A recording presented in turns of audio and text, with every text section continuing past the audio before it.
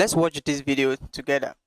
I won't be able to afford rent. I'm not a rich person. I don't have a lot of stuff. I have basic household necessities, a couch, a bed, washer and dryer. That's about it. A car. I don't have a lot of lavish things. I don't go on vacations and I don't spend a lot. Rent's increased from $1,300 to $1,800. The food prices are too high. I've cut back on eating because I literally cannot afford food. I've cut back on my favorite snacks, cat food, treats. I'm exhausted all the time for being overworked and underpaid. You don't catch a break when you grow up poor. I don't need much to be happy. I just want to be able to live comfortable. I just really need to catch a break right now. I'm trying so hard and I feel like I'm not doing enough. I don't have family. I don't have anything to fall back on. It's the welfare. You want to talk about reparations? We pay reparations. What do you mean you want reparations?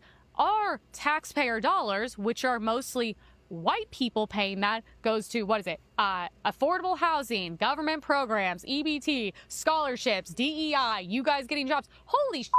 Let's take all that, factor in the theft, factor in the crime, factor it in the murders, and then we'll talk about reparations. The true America. The stipulation has always been that black people are lazy, that black people are on welfare. Well, guess what? A lot of poor white people in the red states are now crying that they're not getting the EBT money from the EBT cards. Why? Because they are on welfare. They have 7 and 8 kids. Now the truth is coming out since Trump has slashed funding for the EBT and the SNAP programs. You see how many white people now are on welfare. So all this mythical stuff about black people being on welfare, oh, it's the blacks, it's the blacks, it's the blacks. Now you're seeing the real America, that it's not only black people on welfare, that there are a lot of white people on welfare also. There are a lot of white people, a lot of poor people living in those red states, and those red states that voted for Trump are now getting hit hard. Welfare was created for white people. 5% of welfare and food stamp moochers are white, live in southern red states,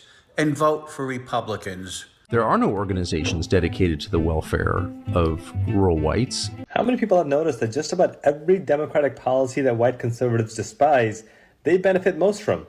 Alright, my family, welcome to the channel again, and I'm your host Josh. And of course, several videos have been going around concerning what the white folks are saying after voting Donald Trump. And it's really a challenge, because a lot of the white people, when they wanted to vote, right, and that's why many of them are blaming the blacks now, right, because the blacks didn't support them voting Donald Trump into power, and because Donald Trump is not somebody that looks at them while doing these things, that's why many of them are coming out now to complain. But the blacks did warn them before voting Donald Trump. But anyways, everybody has a different opinion towards whoever they wanted to be in power. And the fact that Donald Trump doesn't give them, because that's where it's coming from. Donald Trump doesn't give them that much power to do as they expected, like continuing in their racism stuff. That's why many of them are kind of still complaining. Many of the white actually, because they are used to it and they are kind of still complaining. And obviously there are also people that genuinely affected by some things going on. For example, now after Donald Trump deported several of the blacks and who were farmers for many of the white people, you discover that many of these white folks couldn't work for themselves. They started complaining, and this affected some of them too, right? So there's a lot of questions and there's a lot of complaint. There's a lot of you know thing going on where some of these white folks are complaining, wishing that they didn't vote Donald Trump or DT into power. But that's not the case. Even if they would have brought, uh, the person whom some of the blacks actually portray should have come to power, like Kamala Harris, see, nothing would have changed, or it would have even gotten worse. We don't know, right? So Donald Trump is doing whatever he's doing, but because he's not giving them as much right and attention like they did expected, because they supported Trump not just because he had something to come to do, but because he was white. See, that's why they supported him and pushed him into power. But because he didn't give them the much attention they needed anymore, that's why many of them are coming out now to, share their feelings. And of course, I have several videos here where I'm going to be showing to you. Of course, I started with the video of the lady who was in tears because, and like I said, there are several people that can genuinely be affected by the government. That doesn't mean they are part of some of those who are portraying racism, attacking the blacks all the time. But I have several videos, like I said, and I would like you to watch them, and I'll be back to share with you some of the commentary that I have. So there are a lot of videos actually. So just check them out. Watch this. Welfare is for citizens, and citizens have always been white. Between 1775 and 1855, the United States government issued over 500,000 land bounty grants. These grants went to people who served in the military, but here's the thing, they were transferable, so you could sell them, and that's what soldiers did. White soldiers, because even though there were black soldiers serving in every war since the Revolutionary War, only white soldiers were eligible for land bounty grant. Welfare is for y'all, it's always been for y'all. Some white people are come out to express their feelings the way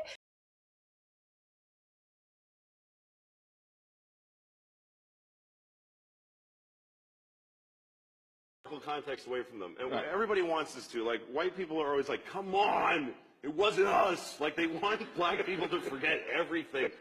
Like, every year, white people add 100 years to how long ago slavery was.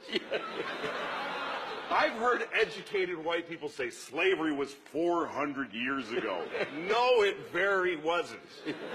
It was 140 years ago. That's two 70-year-old ladies living and dying back to back. That's how recently you could buy a guy. That's it. And it's not like slavery ended and then everything has been amazing. Like it just... Oh, glad that's over. Oh, yeah, it just ended like a clean where you don't have to wipe. Just boom. And then it's just been parades and presents ever since. You gotta remember that if you meet a black person, they have gray hair, they remember a time they weren't allowed to use a certain toilet. So give them a little, time to be cranky. As one little point, because, white folks, we love to do this, right? White folks, particularly around race, we like to say things like, why can't black people just get over it? Like, slavery was a long time ago, all right? Why can't they just move on? Well, this is sort of precious coming from people who set off fireworks every July 4th, because that's some old too, right? Like Independence Day, that didn't happen last week, right? We didn't break away from the British last Thursday. That's some old shit. But we're still celebrating that. So when it's stuff that makes us feel good, we love it. When it's stuff that makes us feel better than others, superior, like we're the greatest people in the greatest country ever struck off from the forehead of God Almighty, oh, we'll remember that forever. We just don't like the stuff that brings us up a little short, makes us look a little less than superior, maybe not quite as good as we'd like to believe. So I posted about white folks on food stamps. And one thing I kept seeing was that welfare was created for white people.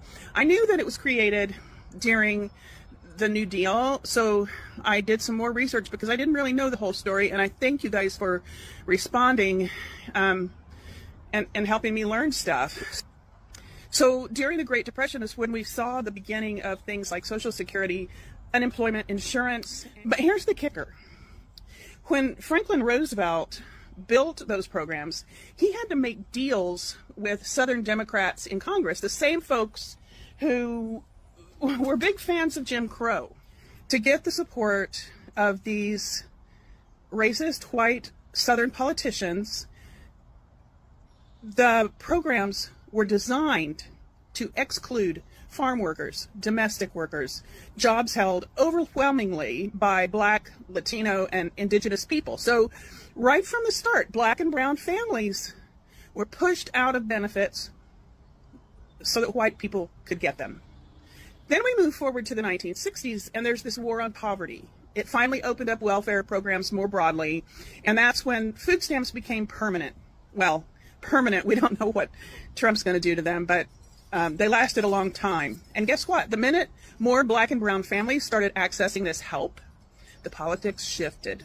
Welfare got a new image, and a new target. By the 1980s and 90s, with Ronald Reagan and his gang, they pushed the welfare queen myth.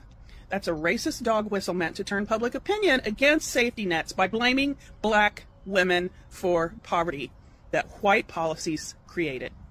That's the truth, you guys. So yes, welfare was built for white people, and when others finally got in the door, they tried to burn the house down. If you want to blame the right people, you got to get curious. America's not failing because of Trump. It's failing because you don't want to lose your couch. You know what I think the Trump and the Republican Party are actually betting on? Not the courts, not even elections, not even the lies. I think that they're betting on you. I think that they're betting that no matter whatever happens, when push comes to shove, you're going to do what's necessary to hold on to your little bit of crumbs no matter what. Because let's be honest, people care more about their position in the hierarchy than the fact that the hierarchy even exists. You'll fight your neighbor over a parking spot, but you won't fight your government when it steals from you in broad daylight. You're mad, so you say, but you're not really mad enough to do anything. And see, they know that. They know that most people would rather hang on to the little bit of scraps that they have than risk those scraps to push back against something. That house you still paying the bank for, that car note, those clothes, that jewelry, all of that stuff keeps you in check more than any law ever could. And here's the irony. The same system that you claim is broken, you're still loyal to it. You'll complain about it, sure, but deep down, you'll obey it because you don't want to drop from the middle of the ladder to the bottom. So you'll protect it, even if that means protecting the very people that are destroying you. And that's exactly why this keeps happening. That's why they keep winning. Because the truth is this, America really isn't being destroyed from the top. It's quietly being surrendered from the bottom. So maybe the question isn't, can we come back from it, right? I think the real question is, do we even want to? Why do we have so much poverty in America? I just heard one of the best responses to this question, so you have to watch the video. Why is there so much poverty in America? Because many of us profit from it. We exploit the poor in the labor markets, housing markets, and financial markets. Many of us benefit from that exploitation. We design a welfare state that gives the most to families that need it the least. And we subsidize affluence much more seriously than we alleviate poverty. And we build and continue to maintain segregated communities. We build walls around our affluence, and we hoard opportunities behind those walls. And that creates not only pockets of affluence, but pockets of concentrated poverty. So we have to tear down the walls. We found that landlords who are operating in very poor neighborhoods, these are neighborhoods with poverty rates in excess of 27%, don't just make more than landlords in affluent neighborhoods, but make double. They make double. And the reason is their housing expenses are much lower, but rents are not that much lower in poor neighborhoods. And I think that was a real revelation to us. And it opens up both policy possibilities, but also just this idea of, poor folks aren't living in high poverty neighborhoods because that's the only place they can afford. It's not super affordable to live there, actually. Right. They're often living in these places because they're the only ones that allow them to live there. Is it better to be a landlord in Soho than the South Bronx? Yes, it is. But in most other cities, think like Buffalo, not Boston, it's actually better to be a landlord profit-wise in poor neighborhoods rather than affluent ones. Statistically speaking, white people are the biggest beneficiary of welfare programs. And I just want to drop some knowledge on you. Not on you specifically, but on the original comment, the person that posted it. All right, so a little bit about me is that prior to becoming an attorney, my trade actually is economics. I'm an economist by trade and education-wise. In fact, I was going to work on Wall Street prior to becoming an attorney, but I wound up becoming an attorney. Now that that's out the way, let's get to the raw statistics. All right, so white people are the biggest beneficiaries of welfare. White people make up about just about a little bit over 40% of welfare, being recipients of welfare. Another 25.7% is made up by African Americans. Government assistance was made for white people. The fact that the programs are made in like 1935, like in the 1930s, says it all right there, given the fact that black people were not even considered people under the law at that time. But I've really been doing some more research and reading, and I read an article and they were talking about how like up until like the 60s or 70s, black people really could not qualify for government assistance. And that is absolutely disheartening, being that now it hasn't even been 100 years later that black people are now the face of all racial stereotypes regarding government assistance in Section 8. Meanwhile, these same programs were never even made for us. Meanwhile, black people had to jump through hoops to get qualified. Meanwhile, people talk about black fathers not being in the home, and these same government institutions were not wanting the men to be there. I've been getting a lot of comments asking why I'm speaking for black people instead of letting them speak for themselves. And that right there is the problem, because black people are speaking, black people have been speaking, you just haven't been listening to them. And it's an incredibly sad reality, but white people tend to listen more readily to other white people than they listen to black people. It's gross, it's ignorant, and yes, it's rooted in racism, whether people admit it or not. Because black women have been talking about this Brighton case from the very beginning, their discomfort, their distrust, their fear, their historical context behind why these stories feel so deeply unsettling to them, and instead of actually hearing them, people dismiss them as crazy, dramatic, conspiracy theorists. But then a white woman says maybe we should listen to black women, and suddenly everybody can hear the conversation loud enough to get angry about it. And that alone proves the point, because the issue was never that black women were silent. The issue was that too many of you only start paying attention once the message is coming from somebody white. And honestly, it's pathetic, and that should embarrass a lot of you. All right, guys. So welcome back from that video, and it was quite a lot of video just to watch, and several points on this which I would just like to touch on, and starting from the fact that the white folks really like controlling a lot. They really like it, and can see that a lot of videos being made in this particular episode. A lot of people talk about the fact that um, when government started giving assistance to many of the uh, Americans, and they were quite excited about it. But when the blacks got involved, it became something very difficult. Why? Because they don't really like them, right? They are always having a challenge with working with black people, because they feel they shouldn't be working with them. Actually, they should actually be controlling them. So they don't give them a voice when they need one, and that's actually a very much concern. It's something to be concerned about, because it's you bringing back history, and these white folks doesn't want to hear about history. They don't want to hear about what they have done to many of the blacks, and yet they still want to continue in that path, which is not good, you see.